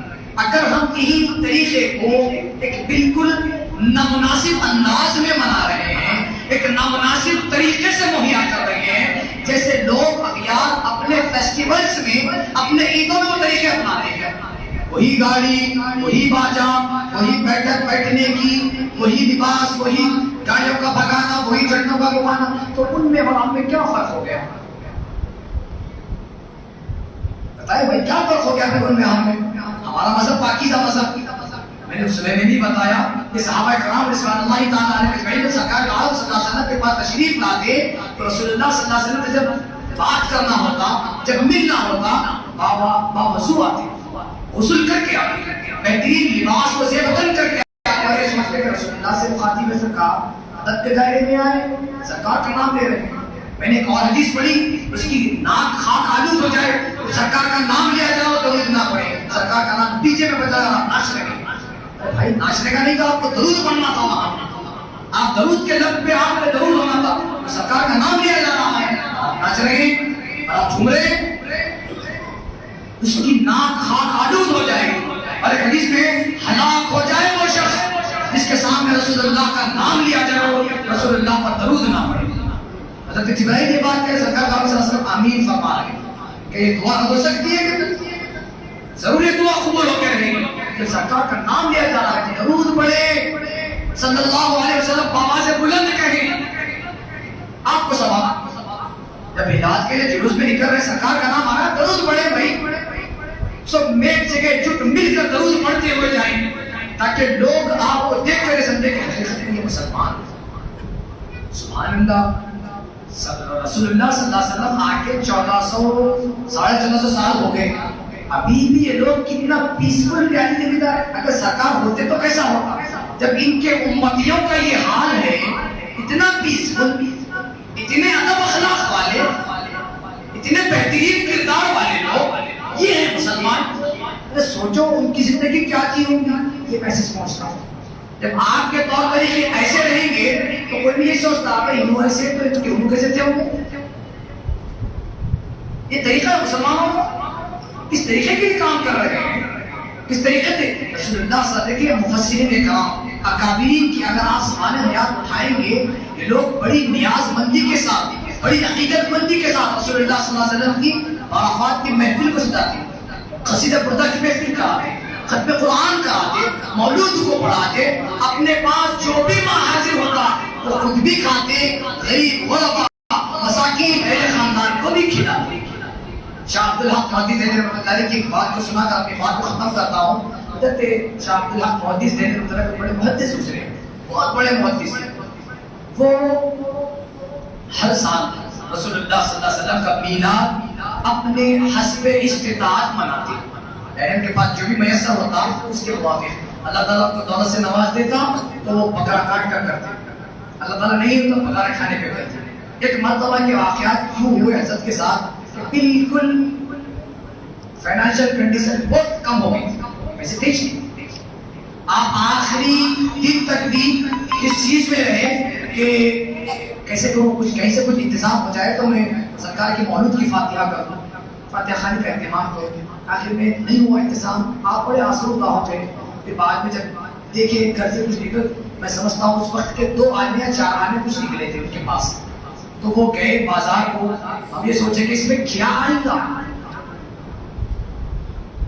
اس میں لکھتے ہیں کہ حضرت کو چنے ملے، جو چھلکے والے چنے ہوتے ہیں نا، پورے چنے کے ثابت جو چنے ہوتے ہیں وہ چنے لائے، لا کر اس پر ہی فاتحہ خوانی کی، رسول اللہ صلی اللہ علیہ وسلم پر درود پڑھے،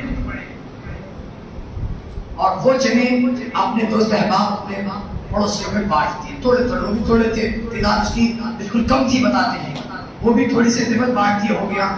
جب آپ آرام کرنے گئے، رات میں جب سو گئے، خواب میں دیکھتے ہیں کہ کوئی شاہ عبدالحق محدث دہلوی رحمۃ اللہ علیہ کو ایک جگہ پر لے کے جا رہے ہیں، کوئی صاحب پکڑ کر انہوں نے پوچھا کہاں لے جا رہے ہو، کیا ہے یہ جگہ؟ بولے یہ رسول اللہ صلی اللہ علیہ وسلم کا بیٹھنے کا یہاں پر ٹھکانا، رسول اللہ صلی اللہ علیہ وسلم یہاں پر موجود ہوتے ہیں، یہاں بیٹھتے ہیں، وہ ملاقات فرماتے ہیں، آپ کو ان کے دربار میں لے جایا جا رہا ہے۔ خواب میں یہ واقعہ ہو رہا ہے، بشارت ہو رہی ہے، وہ جا رہے ہیں اندر، جیسے ہی وہ آگے آگے پہنچے وہ ڈرنے لگے، رسول اللہ کے پاس جگہ بلایا گیا تھا، آپ ڈرتے ہوئے پہنچے، لیکن عاشقوں کی جو معراج ہوتی ہے خوش ہو جاتے ہیں، رسول اللہ کا تصور بھی آنا۔ دیکھیے ایک چیز کو بتاتا چلوں کہ اب جو بشارت ہوتی ہے، کوئی صاحب بولے گے کہ بشارت کیا ابھی بھی ہوتی ہے کہ رسول اللہ صلی اللہ علیہ وسلم خواب میں ابھی بھی آتے ہیں؟ بالکل آتے ہیں، لیکن اس کی ہم کو سمجھنے کی طاقت ہونا پڑتا ہے۔ جیسے کہ مثال کے طور پہ آپ کو بالکل ہو شکل میں نہیں آتے، کبھی آپ کو گنبد خضرا دکھائی جاتی ہے، کبھی آپ کو روضہ رسول دکھایا جاتا ہے، کبھی آپ کو مدینے کی گلیاں دکھائی جاتی ہیں، یہ بھی بشارت ہے رسول اللہ کی طرف سے۔ تو جب آپ کو لے جایا گیا، آپ گئے، ایک 2 منٹ مثلا آپ گئے، جب آپ قریب پہنچے تو دیکھتے ہیں کہ رسول اللہ صلی اللہ علیہ وسلم اپنے دامن میں سے کچھ چیز ہے وہ نکال رہے ہیں اور چل کر کے اسے کھا رہے ہیں۔ تو عبدالحق محدث رحمۃ اللہ علیہ آگے بڑے دیکھنے لگے کیا چیز ہے رسول اللہ، بولے آج ان کو بھی دینے لگے، کیا ہے؟ جب دیکھے وہ چنے، وہی چنے جس پر عبدالحق محدث رحمۃ اللہ علیہ نے فاتحہ خوانی کو رسول اللہ صلی اللہ علیہ وسلم سے دبا دیا، اپنے حسب استطاعت جو ہو سکا اعتقاد کے ساتھ، دل کے ساتھ۔ تو وہ عاشق رسول کی دعا اتنی قبول ہوئی اور فاتحہ خوانی کا اہتمام اتنا قبول ہوا کہ وہ چنے وہاں پر موجود ہیں کہ رسول اللہ سے درآمد فرما رہے ہیں۔ یہ ہوتی ہے تعظیم، یہ ہوتی ہے تقریب۔ یاد رکھیں میلاد کا اصل میسج جو ہے کثرت درود پر ہونا چاہیے، اتنی کثرت کے ساتھ درود کریں، میں سمجھتا ہوں زندگی میں کبھی تو درود پڑھے نہیں ہوں گے، اتنے درود اس دن پڑھنا چاہیے۔ یہ بہت بڑا میسج ہے، اس کو یاد رکھ لیں، باندھ کر رکھ لیں۔ آپ اگر میلاد حقیقت میں منانا چاہتے ہیں تو رسول اللہ صلی اللہ علیہ وسلم کے اوپر درود کے نذرانے پیش کریں، گلہنائے عقیدت پیش کریں۔ جس دن میں بتا رہا ہوں آپ کی زندگی میں کبھی آپ اتنے درود نہیں پڑھے ہوں گے، اتنے درود اس دن پڑھے رسول اللہ صلی اللہ علیہ وسلم۔ آپ کی زندگی کامیاب، آپ کا ہر عمل کامیاب۔ اللہ سبحانہ و تعالیٰ سے دعا ہے کہ اللہ تعالیٰ ہم سب کو، مجھ کو کہنے، بولنے، پڑھنے، سننا، عمل کرنے کی توفیق عطا فرمائے۔ وآخر دعوانا الحمدللہ رب العالمین۔ اور انشاءاللہ کل جو مجلس ہوگی انشاءاللہ تعالیٰ اختر کے مکان پر ہوگی، عصر کی نماز کے بعد ختم قرآن ہوگا، مغرب کی نماز کے بعد قصیدہ بردہ ہوگا، اس کے بعد تناول طعام کا اہتمام ہوگا۔ آپ تمام سے میں درخواست کرتا ہوں جس کو میرا گھر معلوم ہے عثمان پاک میں، وہ وہاں پر تشریف لا سکتے ہیں۔ السلام علیکم ورحمۃ اللہ وبرکاتہ۔